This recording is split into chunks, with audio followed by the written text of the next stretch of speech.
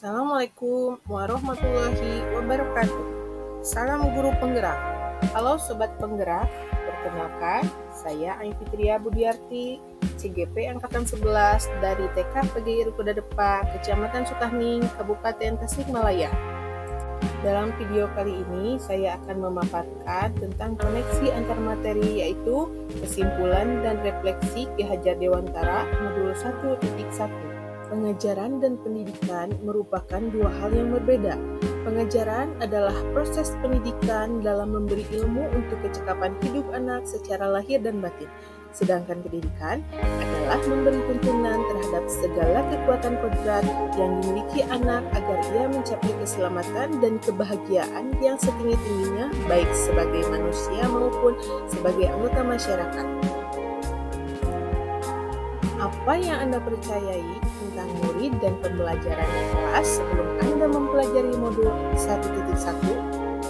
Sebelum mempelajari modul 1.1 tentang pemikiran Ki Hajar Dewantara, pembelajaran yang saya lakukan hanya sebatas mentransfer materi pelajaran saja. Lalu, saya hanya melihat hasil nilai evaluasi murid sebagai hasil akhir ukuran kemampuan mereka, sehingga ketuntasan materi lebih penting dari kemampuan potensi lainnya. Selain itu, saya beranggapan bahwa murid hanya sebagai objek pembelajaran saja, sehingga pembelajaran terpusat pada guru atau teacher center. Saya tidak memperdulikan apakah murid saya sudah benar-benar paham ataukah belum, karena bagi saya yang terpenting materi selesai saya berikan. Sebelumnya, saya beranggapan keberhasilan berdasarkan nilai KKM, sehingga saya sering tidak puas jika ada murid saya yang tidak tuntas KKM setelah melakukan evaluasi. Apa yang berubah dari pemikiran atau perilaku Anda setelah mempelajari modul 1.1? Namun, setelah mempelajari modul 1.1 tentang pemikiran Ki Hajar Dewantara, saya menyadari bahwa yang saya pikirkan dan lakukan selama ini tidaklah tepat.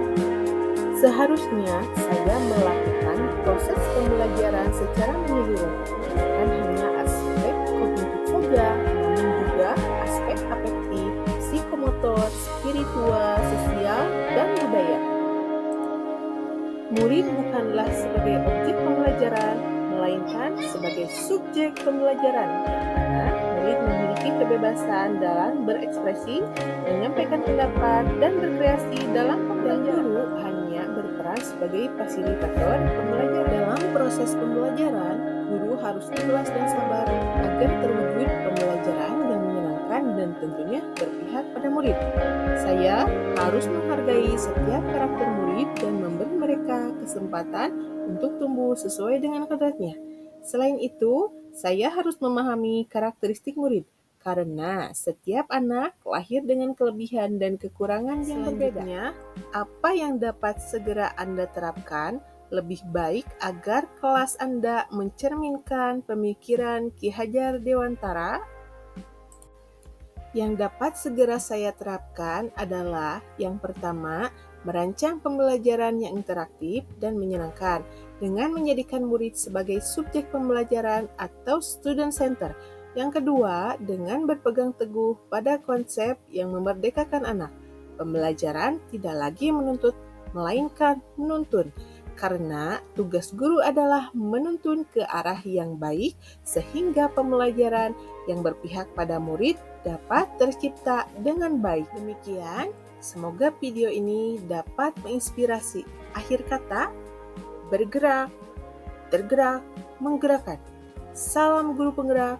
Wassalamualaikum warahmatullahi wabarakatuh.